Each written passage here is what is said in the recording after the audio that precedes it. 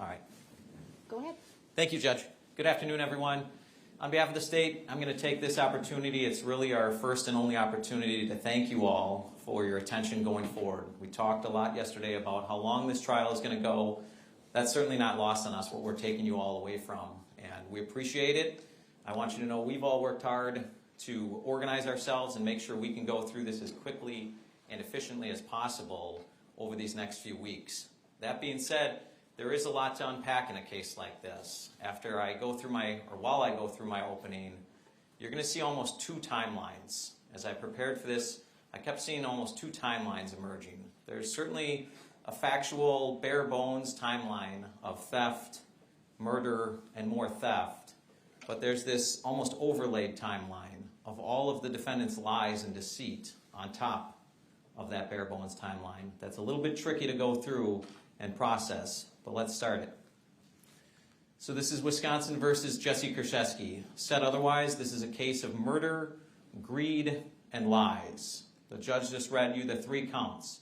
Of course, in the law, we call murder intentional homicide, and that's count one. And it's a homicide or murder of Lynn Hernan. Count two is a theft of over $100,000 of Lynn Hernan. And those date ranges, January 1st of 2016 until October 3rd of 2018, really represent the theft while Lynn Hernan was still alive. And then count three is yet more theft, more greed, of theft of almost $87,000 from Lynn Hernan's estate from October 4th until July 9th of 2019, after her murder. We all come into court with ideas of what homicide or murder are and what a theft is, and certainly there's legal elements that have to be proved that the judge read to you, and we'll go through a bit more because as the party that has to prove each of those elements to you, I want to make sure you have a good understanding of what intentional homicide is, not just sort of the classic example of somebody shooting another individual in the head and killing them. It can be many things. In this case, a poisoning. But first, though I said this is a case against Jessy Kurczewski, murder, greed, and lies, at the heart of this case, what I don't want to be lost on you is this is a case about Lynn Hernan, the victim. So let's see who Lynn Hernan was. Lynn Hernan was an individual with a small but close group of friends. I think you're going to see as the evidence comes in that it was really two distinct groups of friends. On the one side was Miss Kurczewski and her mother, Jennifer Flower. On the other side was these individuals, Keith Lang, Corrine Posa, Jim Kelleher, and Anthony Posa. And you'll hear from many of them. Now, interestingly, Lynn Hernan was also an individual with no children of her own. So she sort of pseudo-adopted her friend, Jennifer Flower's daughter, Jessy Kurczewski, and did the same thing with Corrine Posa's son, Anthony. And you're going to hear that they were named the two beneficiaries of Lynn Hernan's will, or her estate. And we'll get into that a lot as well. Lynn was also a cat lover. That seems like a flippant thing I put on there, but it's actually very important. Because, and I'm fast forwarding a little bit, but at the very day of October 3rd, when police come and talk to Jessy Kurczewski, they ask her point blank, do you think this could be a suicide? And her answer was, well, yes or no, I don't really know. I don't think Lynn would have left her cats. And that's what Anthony, Jim, and Corrine will also tell you. That Lynn was a person who didn't just love her cats like many people. She loved her cats. She was not going to leave her cats alone to fend for themselves or let somebody else come in and take care of these cats. The cat lover part is actually a very important part to all of this. While she loved cats, hated technology. Didn't own a computer, didn't own a smartphone, used a flip phone sort of when she had to, didn't use email, had no email address of her own, had no way of checking it, didn't know how to check it. When she paid bills, it was with cash or over the phone, making transfers through the bank over the phone, or going in person to a branch and making a payment on a credit card or utility bill or something like that. You're going to see, and we'll get into pattern of life and what that is and what that means. But Lynn was not a person to go online and pay a bill. She was not checking her credit card statements online. She was not checking email. She was doing nothing. Had no computer or any device to access the internet. And frankly, dead at only 62 years old from a tetrahydrozoline poisoning after the defendant gave her a bottle laced with Visine eye drops to drink. So I told you we'd get into the legalities of what is intentional homicide. Right? The judge just read these. I'm not going to go through each part the judge just read you, but I am going to highlight that we have to prove to you that Ms. Kurczewski caused the death of Lynn Hernon. I want to highlight that her act has to be a substantial factor. And certainly here you're going to hear, really in the defendant's own words, that she gave Ms. Hernon a bottle of water that she knew to be filled with Visine eye drops. Second element, that Ms. Kurczewski was aware or intended to kill Lynn Hernon. And that can mean that she was aware or practically certain that her act was going to kill Lynn Hernon. We're going to show you that, again, with the defendant's own statement. And when she's talking to detectives after she's told, because there's many versions of the defendant's statement, and they constantly change as she gathers more information through law enforcement. But ultimately, she admits to giving that bottle with Visine in it for Lynn Hernon to drink. And when the detectives ask her, well, did you know that was going to kill her? She says, I was sick because I knew it could kill her. And you're going to hear that knowing that, Ms. Kurczewski still left Lynn Hernon alone, left her house. In fact, you're going to hear that she didn't spend the day worried about Lynn. She was opening a JCPenney account in Lynn's name that same morning. And she was using other accounts of Lynn to go shopping, do some online shopping, while she knew she had just given Lynn poison. Let's talk about intent. Lynn Hernon's not here to tell you what went on October 3rd, 2018. So you have to look at all of the defendant's acts, words, and statements. That's sort of subcategory 1. And then over here, you have to look at all the facts and circumstances that were going on around October 3rd, 2018 for us to show you that Jessy Kurczewski did intend to kill Lynn Hernon. Again, the judge just read this to you, but it's important. We often hear motive in TV shows and movies. The state always talks about, what was the motive? Here's her motive. We don't have to prove motive to you. That's not something in those two elements. We do have to show intent. We don't have to show motive. As this instruction said, motive is often helpful. And here it's pretty simple.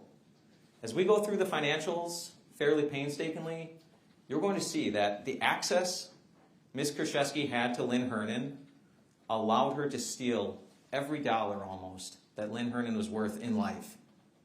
And knowing that she was going to be the personal representative of Lynn Hernon's estate, you're going to see that in or about October 3rd, 2018, Lynn Hernon became worth more dead than alive to Jessy Kurczewski. But it's important to note, intent is not the same as motive. The theft counts really go to that motive, but they're separate crimes. Again, here are the elements, verbatim from what the judge just read to you. I try as best I can in openings to let the jury know what I think your job is really going to boil down to. And so with element 1, that's going to be pretty simple for you. That Jessy Kurczewski intentionally transferred property of Lynn Hernon between January of 2016 and October of 2018. You're going to see, and we're going to focus on 28 checks that were all written off Lynn Hernon's account to Jessy Kurczewski. By her cashing those, that's transferring property. That's just element 1 right there. This wasn't a bank error. This wasn't an, oh my gosh, it went into my account and I don't know who deposited this. This is just transferring property. That's element 1, period. What becomes an issue is elements 2 and 3. Again, did Lynn Hernon consent to those money transfers into the defendant's accounts? So that's kind of 2 and 3 rolled in together. And we'll talk about that going forward. Again, number 4 is going to be easy. I don't think you're going to have to spend much time worried about element 4 because it's going to be clear that the defendant never paid back any dollar amount to Lynn either while she was living, and even though she had access to the estate account as personal representative, she didn't put any money back into the estate. That she said, oh, you know, when she died, I owed Lynn $144,000, so let me put that back in the estate. Not a single dollar went back to Lynn Hernon, either alive or dead. So number 4, absolutely, the defendant intended to permanently deprive Lynn Hernon of these monies. So let's talk about that consent. It's the same in count 3. rather quickly, the estate. And this, as Ms. Kurczewski and Anthony Poza were the only two beneficiaries of Lynn Hernan's property at that point, really this becomes a theft from Anthony Poza. What should have happened was whatever Lynn Hernan's estate was truly worth gets split down the middle, and Jessy Kurczewski should have gotten half, Anthony Poza should have gotten the other half. Unfortunately, that's not what happened. Again, consent will be an issue. For count 4, that should be transferred, I apologize about that, but the transfer of property in element 1 and the permanently deprive in element 4 will not be an issue. You're going to see numerous cash withdrawals that Ms. Kurczewski made from Lynn's estate account to herself, where she's just taken out thousands of dollars, roughly $50,000 in cash withdrawals from the estate account. Again, never paid back.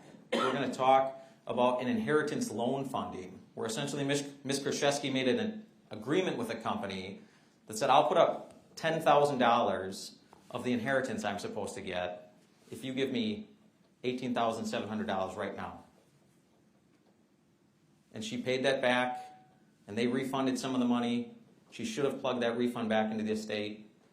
But the point is, she took all that money out of the estate. She didn't wait for her inheritance to put that up. She didn't pay back any of the money. So we have roughly $50,000 in cash withdrawals. We have this sort of bogus loan fund that she takes for herself out of the estate, never paying anything back. And we have a number of checks again, written to either the defendant's own credit cards, to her mother's apartment rent, or just to cash for herself, to the tune of almost $87,000 out of the estate. Again, I included this again because for theft, just like for the intentional homicide, again, Lynn's not here to tell you what she consented to because she was murdered on October 3rd, 2018. So you have to, as jurors, look at what the defendant was doing around this time. What are all the facts and circumstances surrounding this time frame now of October 4th to July 9th of 2019? So going back to count 1, I kind of talked about this. But we have this murder element to this case, right? Murder, greed, and lies. The murder part is that our own medical examiner for Waukesha County has been doing this for roughly 35 years. He's going to come in and tell you that as she did her job in this case, she determined the manner of death in this case to be homicide, and that the cause of death was tetrahydrozoline poisoning. Now, she didn't come to that conclusion lightly. She didn't look at one sheet of paper and look at some autopsy photos and look at some scene photos and say, I got it. This case took a lot of time. This took months and months for Dr. Bidzricki to come to her conclusions. She consulted with Dr. Kasinko, who you'll hear from NMS Labs, regarding tetrahydrozoline in general, effects on the body when it's ingested and not just put in the eyes. Dr. B herself ordered several toxicology reports after the original one. She wanted to see more information, as much as she could get. So she was constantly sending lab work out for more toxicology reports. You'll hear she did her own research. She obviously got to see Lynn's body very close in time to October 3rd. And about that, she'll tell you that in her experience over that 35 years, she thought this death scene looked staged. She's been to a number of drug overdose deaths and the scenes, and she'll tell you that this one struck her as being staged. Because she'll tell you that people who legitimately overdose on drugs and end up killing themselves do not have piles of powder sitting on their chest. They don't have powder and pill fragments up in their hair. They don't have pills laying everywhere. They take everything. There's really nothing usually left behind.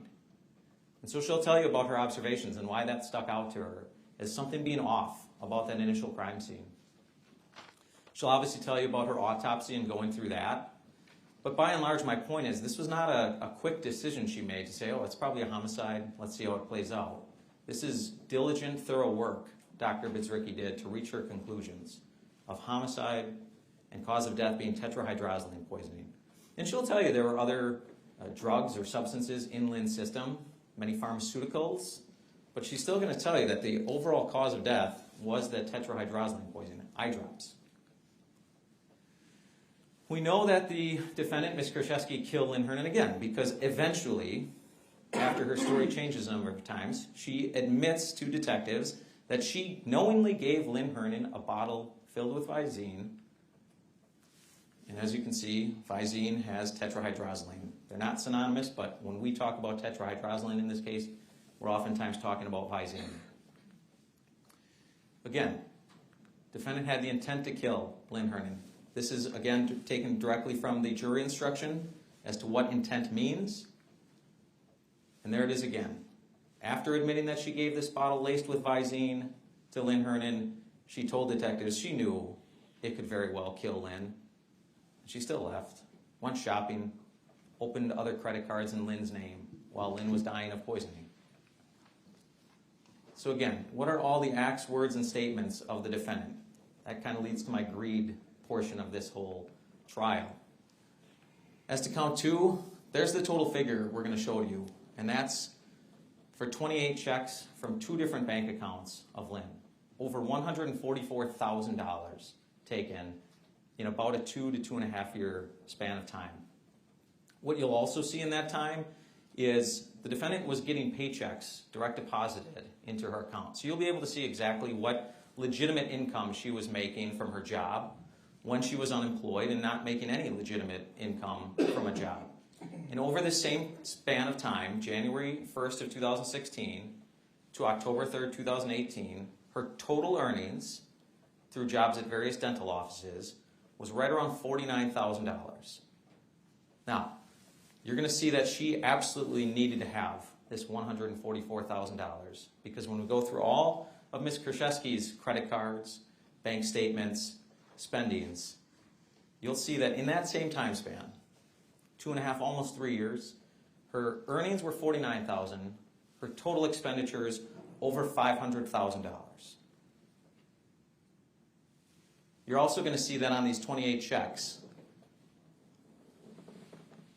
I'm sorry, first of all, this doesn't count. This $144,000 figure does not count all of Lynn's credit cards suddenly being maxed out and over their limit. It doesn't count a $30,000 loan that Ms. Kurczewski took out in Lynn Hernan's name after altering bank documents. We've lost the TV.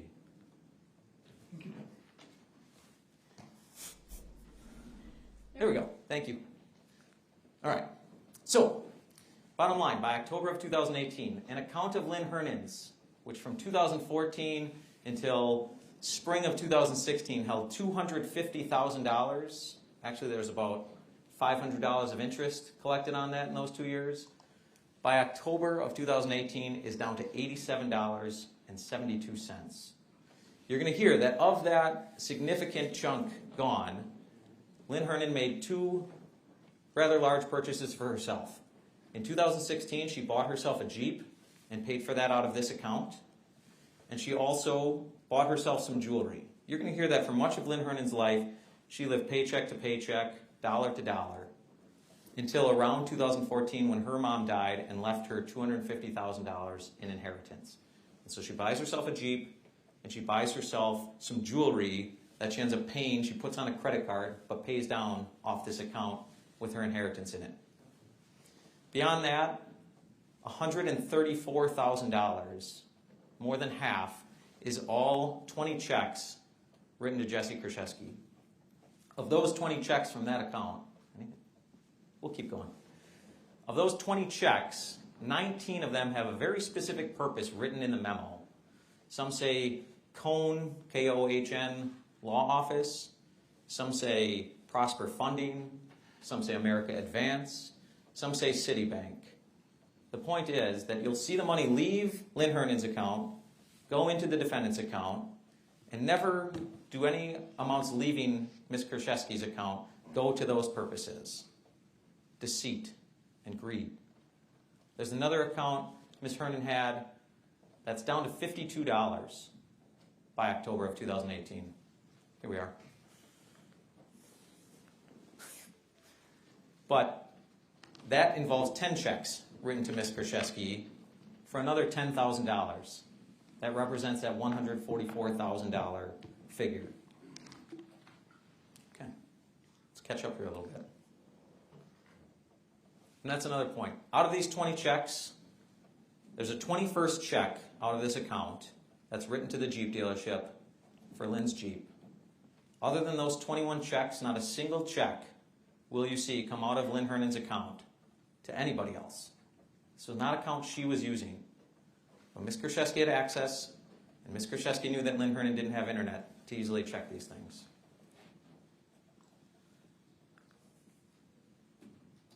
Again, none of these amounts are ever paid back in life or in death to Lynn Hernan. So let's talk about patterns of life. I mentioned that before. Very quickly, as we go through with Detective Plennis, all the financial statements, and there's quite a few of them, and again, we'll try our best to work through them efficiently but thoroughly for you. You're going to see patterns of Lynn Hernan emerge, right?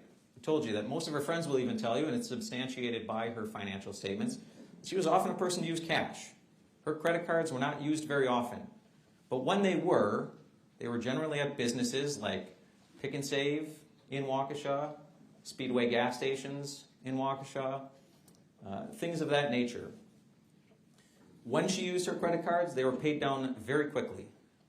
Her credit score was up in the high 700s to low 800s for much of this time span we'll be talking about, January of 16 to October of 18.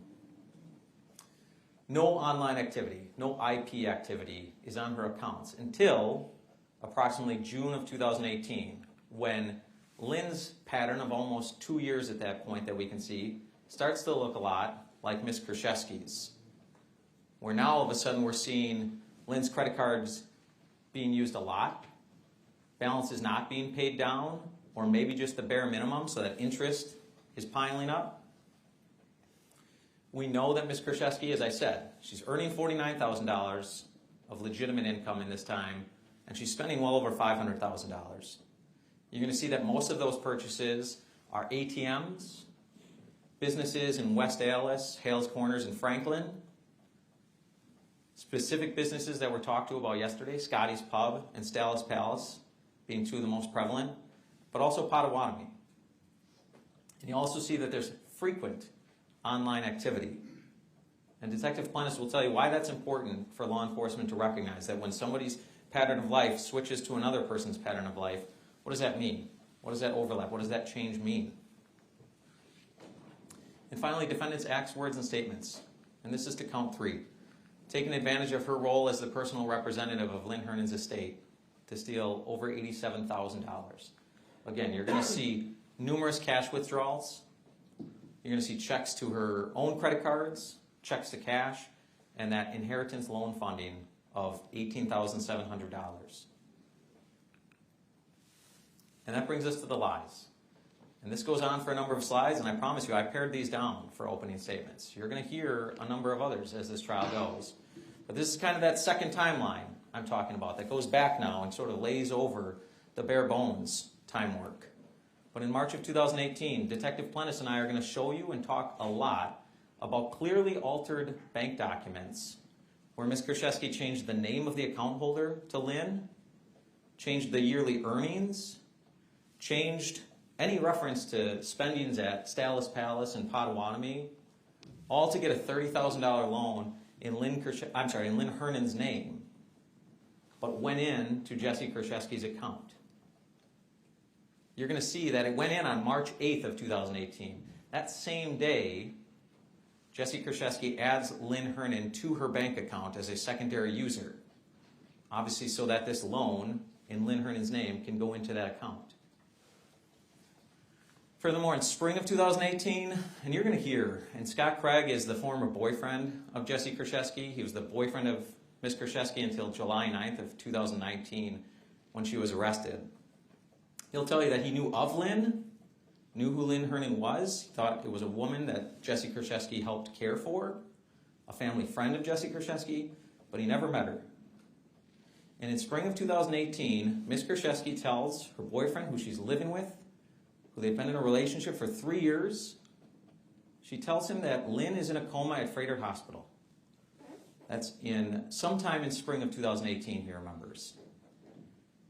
Scott Craig will tell you that he believed on October 3rd, 2018, when Ms. Kurczewski tells him over the phone that Lynn has passed away, Scott Craig believed that Jessy Kurczewski was at Fraudulent Hospital in Lynn's hospital room. He remembers feeling bad, but ultimately not surprised because he thought this woman had been in a coma for 5 months and that it was sort of a natural outcome. Ms. Kurczewski never came clean to Scott Craig. It wasn't until July of 2019 when detectives show up at his door and tell him that Lynn Hernon did not die in Fraudulent Hospital. She was not in a coma for 5 months. And you'll hear a jail call between Ms. Kurczewski that she makes to her boyfriend a few days after her arrest, Scott Craig, where he's furious that she lied to him about such a huge thing. And you'll hear her try to say, it's only one thing. It's only one thing. What's the big deal? On October 3rd, as we talked about, she's using Lynn Hernon's credit cards even after giving her this bottle of poison. She's opening up a JCPenney card. She's using that JCPenney card immediately after opening it, about 10:30 in the morning. We move to October 8th of 2018. She goes and picks up Lynn Hernon's jewelry from the medical examiner's office, and within 2 weeks is selling 3 pieces of jewelry to Robert Hack. And what's interesting about this is that Robert Hack makes you declare how long you've owned an item before they're just going to let you sell it. Right? They don't want people just taking things that aren't theirs and coming in and selling it and getting the money. Ms. Kurczewski fills out 3 separate forms saying one of these items that she picked up 2 weeks ago, she's owned for 2.5 months. Another one that says she owned it for 3 or 3.5 months. And the third piece she says she has owned for 6 months. Moving to later in October and early November of 2018, you're going to see that there's even more credit card activity for Lynn Hernon's credit cards, weeks after she's dead. In January of 19, here's another big one that involves Scott Craig. He wakes up one day to hear from Ms. Kurczewski, who went out the night before. There's a big text message conversation where she's claiming she feels very sick and thinks she was drugged at the bar last night.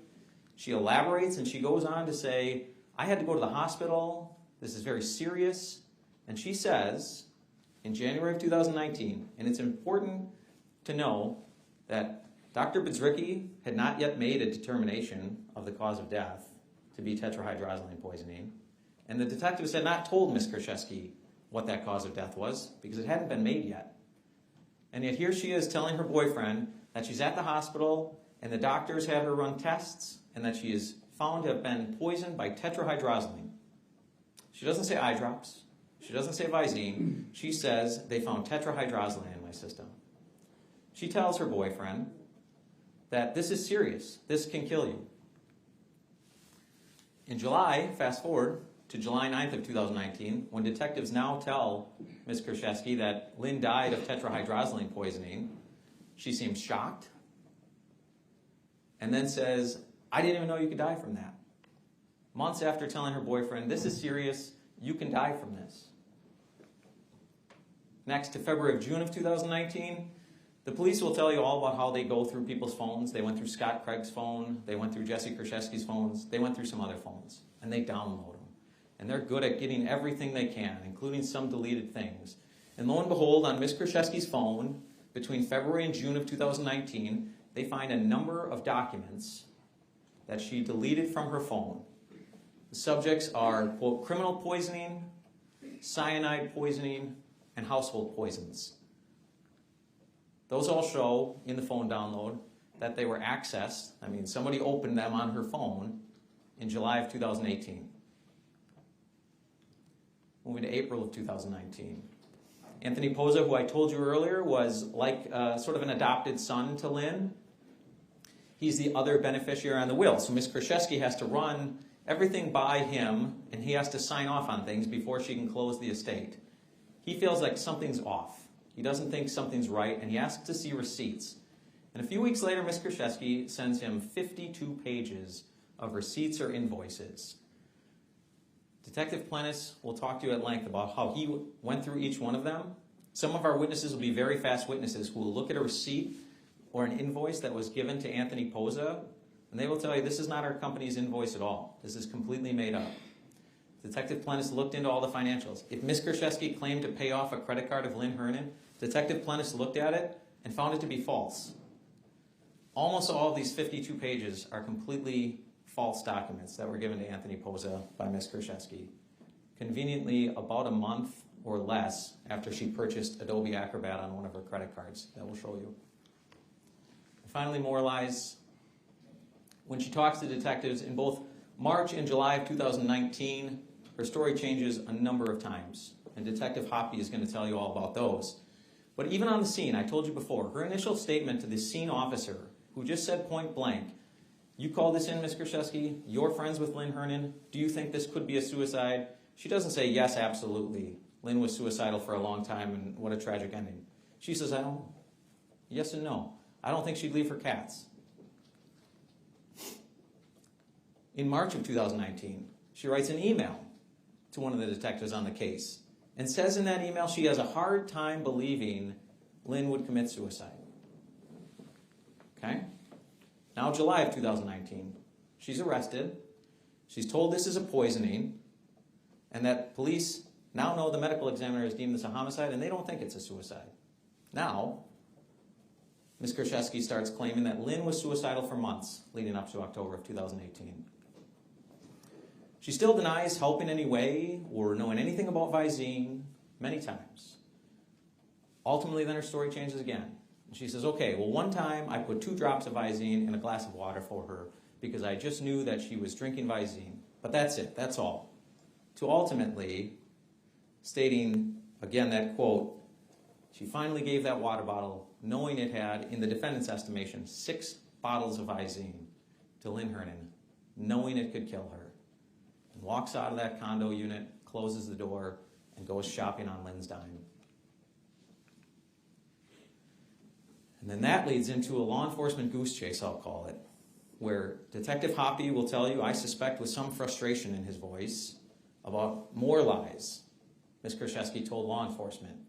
Starting with, you guys, there's a recording from Lynn, there's suicide letters, there's all this evidence that'll show I'm not guilty of any of this. There's evidence out there. There's evidence out there. It starts with this storage shed. She says, "Check a storage shed." Detective Hoppy says, "Where's the storage shed?" And very quickly, Ms. Kurczewski goes, kind of laughing, says, "There was never a storage shed. I was going to get a storage shed, never did, but that's what I was going to, but there's no storage shed." So next, she tells Detective Hoppy, "We have to check a BMO Harris bank lockbox." And the detectives do. They did before, and they learn that it's empty. There's nothing in there. They also learn that Ms. Kurczewski and her mom, Jennifer Flower, were the last ones to access that bank box, and just so happened to do so on October 4th, 2018, the very day after Lynn died. So when Ms. Kurczewski is telling Detective Hoppy to check the lockbox, she already knows it's empty because she was there, and she was the last one there the day after Lynn died. So that doesn't work. So she now changes to say, "Well, I buried a lot of stuff in Whitnall Park, kind of by the nature center." And Detective Hoppy will tell you that another detective was out there in Whitnall Park with a metal detector and a shovel. They're trying to use video access to have Ms. Kurczewski tell us, where in the world do we find these things? Spoiler alert, they found nothing. There was no magical, mysterious hole at Whitnall Park. Just more lies from Ms. Kurczewski. And finally, in October and November of 2019, Ms. Kurczewski is removed by the court as personal representative of Lynn's estate, mostly because of this investigation. She takes that and says, "Well, now there's a real will I have to file." Almost a year to the day, almost, of filing the actual original will that's notarized by 2 impartial people. Ms. Kurczewski now files a, quote, real will. And wouldn't you believe, it removes Anthony Posa as a beneficiary. You're going to hear from Paul Nowakowski, the Register and Probate of Waukesha County, and you're going to hear from Beth Taylor, an attorney who's done probate work for 25 years. They have never seen somebody file a quote-unquote real will a year after. And they've certainly never heard it being done as a test. Because that's what Ms. Kurczewski says. She says, "I filed that will originally, and this was all a test Anthony Posa was supposed to pass. And he failed because he questioned what I spent things on. And lo and behold, she tries to leave herself as the sole beneficiary of what's left of the estate that she stole from. Just more lies. And that leads me, and I think this is my second to last slide. But when we look at all those facts and circumstances, when you're talking about what was Ms. Kurczewski's intent, did she have that intent to kill, and what was her knowledge and intent as it related to the theft, remember the instruction says you have to look at all the facts and circumstances. And here they are pretty simply, I think. Between January of 16 and October 3rd of 2018, Ms. Kurczewski was able to steal $144,000 plus from Lynn Hernan while she was still alive. Ms. Kurczewski got it to a point where Lynn Hernan, as of October 8, 2018, lost almost all of that $250,000, right? It was down to $87. Now that she's worth nothing, her credit cards are maxed out, her bank account, one of them is at $87, another one's at $52. She's worth nothing, unfortunately, to Ms. Kurczewski. But her estate is valued at approximately $150,000. And Ms. Kurczewski helps herself to $87,000 of that. Lynn Hernan's murder falls so conveniently for Ms. Kurczewski as to when she could maximize her profit off Lynn Hernan. And this is not a suicide. This was intentional homicide.